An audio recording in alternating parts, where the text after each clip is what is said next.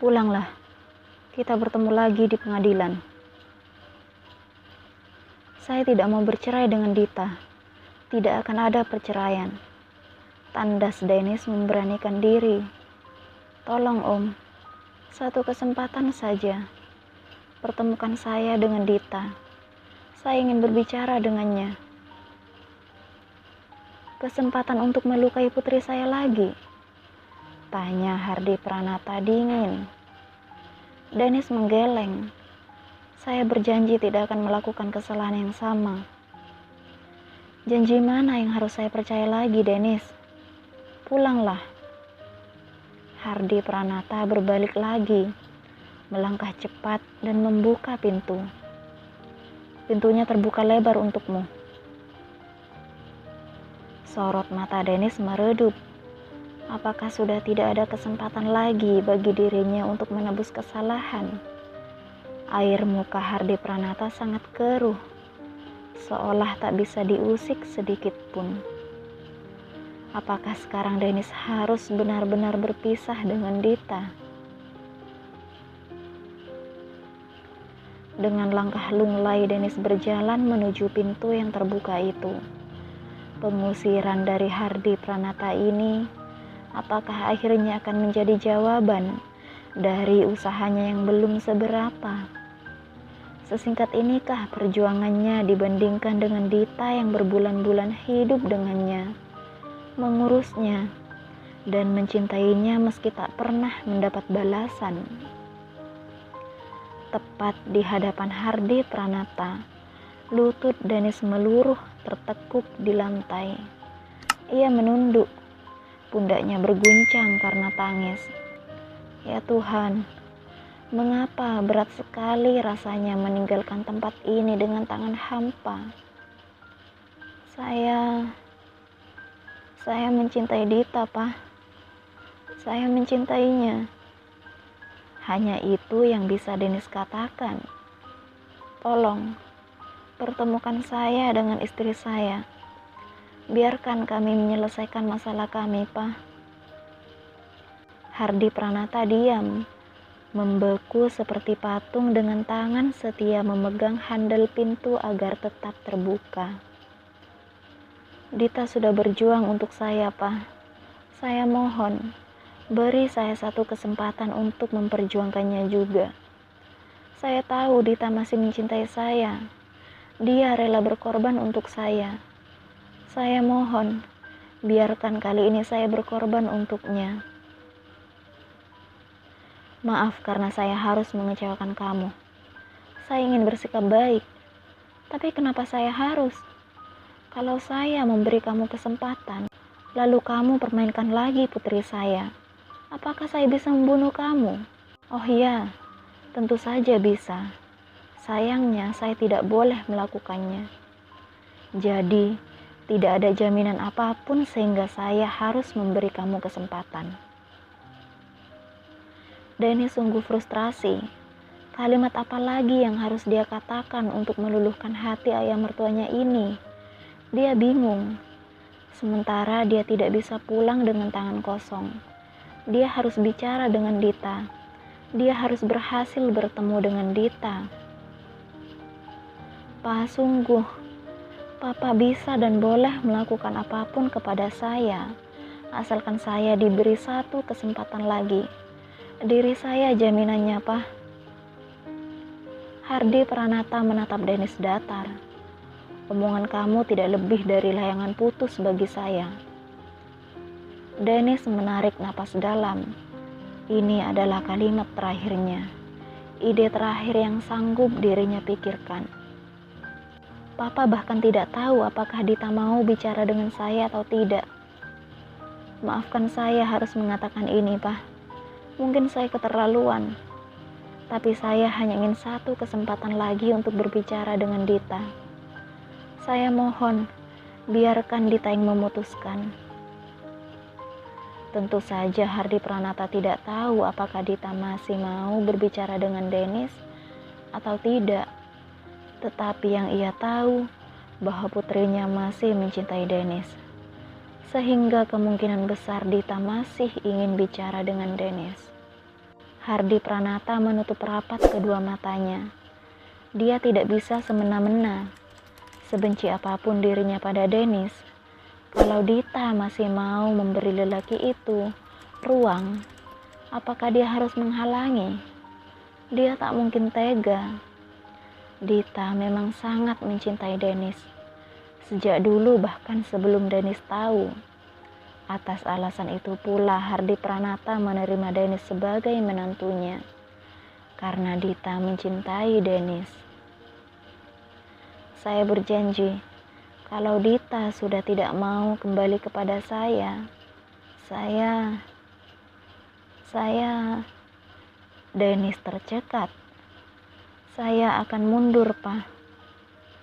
Baiklah, ucap Hardi Pranata.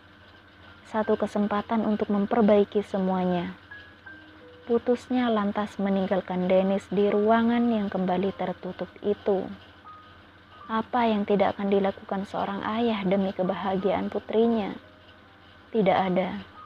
Tidak ada meskipun hal itu melukai perasaannya sendiri. Itulah yang saat ini Hardi Pranata lakukan demi Dita, putri cantiknya, kesayangannya, anugerah terindah dari Tuhan untuk keluarganya.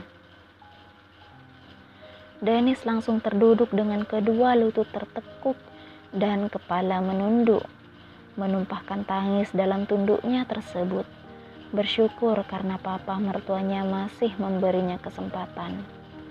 Sementara itu, Hardi Pranata keluar dari ruang kerjanya, melangkah lebar dan bahkan tak sadar dengan keberadaan sang istri yang menunggu dengan was-was di luar ruang kerja sembari mendengarkan perdebatan sang suami dengan menantunya. Hardi Pranata bergerak menuju sudut taman paling jauh di rumahnya, lantas duduk di sebuah kursi. Hardi Pranata mengusap wajahnya dengan kedua tangan, lantas mendongak dengan mata tertutup. Dia adalah seorang ayah. Tidak ada satupun seorang ayah di dunia yang ingin putrinya celaka.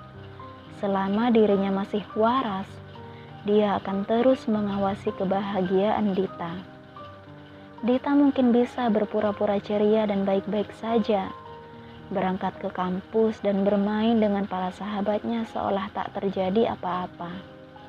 Akan tetapi, sekali lagi, Hardi Pranata adalah seorang ayah. Dia bisa merasakan walau Dita bungkam 1000 bahasa. "Pa," suara itu membuat mata Hardi Pranata terbuka. Sentuhan lembut dari tangan Iren membuat senyum mirisnya timbul. Ketika sang istri duduk di sebelahnya dan merangkulnya dengan hangat, saat itulah dia tidak bisa membendung tangisnya. Salahku menyetujui pernikahan Dita. Aku terlalu gegabah. Orang tua macam apa aku ini? Tidak memberi kebahagiaan untuk putriku. Tutur Hardi Pranata pahit, penuh dengan penyesalan. Seharusnya seorang ayah adalah pelindung bagi anaknya, terlebih anak perempuannya. Apabila di dunia ini ada seorang ayah yang tega menyakiti, memanfaatkan, mengeksploitasi, bahkan mengorbankan anaknya sendiri, perlu dipertanyakan di mana letak hati ayah tersebut, di mana letak akal sehat sebagai orang tua. Setidak ingin apapun Hardi Pranata mengembalikan Dita kepada Dennis, tetapi bila Dita sendiri yang mau, dia bisa apa? Tegakah dia merenggut hal yang bagi putrinya sendiri adalah kebahagiaan? Kebahagiaan Dita adalah prioritas. Hardi Pranata tak mau bersikap egois, mementingkan pemikirannya sendiri yang malah berujung pemaksaan. Bukan dia tak tegas, dia hanya menghargai. Dia hanya menjunjung tinggi hak putrinya untuk memilih. Mungkin di dunia nyata ada kasus seorang ayah tega menyakiti bahkan sampai membunuh anaknya sendiri. Bagi Hardi Pranata, itu adalah kegilaan, kefrontalan, tak punya logika dan tak punya hati. Dan Hardi Pranata akan menjadi seorang ayah yang seperti itu apabila mengorbankan putrinya sendiri, Afrodita, hanya untuk lelaki seperti Dennis. Namun, segalanya harus tetap kewenangan putrinya. Hardi Pranata tak mau menuntut atau mengharuskan Dita melakukan sesuatu sesuai yang dia inginkan. Dia tak ingin Dita merasa tertekan. Tidak ketika masalah ini sudah menekan gadis itu habis-habisan. Iren tahu suaminya begitu terpukul dengan keadaan saat ini. Begitupun dirinya. Namun, jika mereka sama-sama menunjukkan kerapuhan, siapa lagi yang dapat menguatkan? Kenapa kau memberikan Dennis kesempatan lagi? Aku bisa apa? Dia masih suami Dita. Aku ingin putri kita sendiri yang menentukan. Aku tidak mau keputusanku membuat Dita tertekan dan terpaksa menurutinya. Karena terakhir kali aku membuat keputusan, beginilah akhirnya. Aku tidak mau melakukan kesalahan yang sama lagi. Iren memahami bahwa seenggan apapun suaminya untuk memberi Dennis kesempatan, keputusan terbesar selalu ada di tangan putrinya. Dita bebas menentukan bagaimana gadis itu harus memutuskan perkara rumah tangganya. Sebagai orang tua, mereka hanya bisa memberi masukan dan dukungan.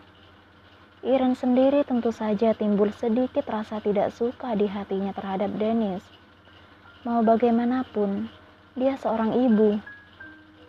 Dialah yang mengandung, melahirkan, dan merawat Dita. Pengorbanan itu dia berikan bukan agar Dita disakiti, namun sepemikiran dengan suaminya. Mau bagaimanapun dia tak suka pada Dennis, semuanya akan sesuai dengan apa yang diputuskan putrinya. Sekali lagi, Iren dan Hardi Pranata hanya bisa memberi masukan dan dukungan.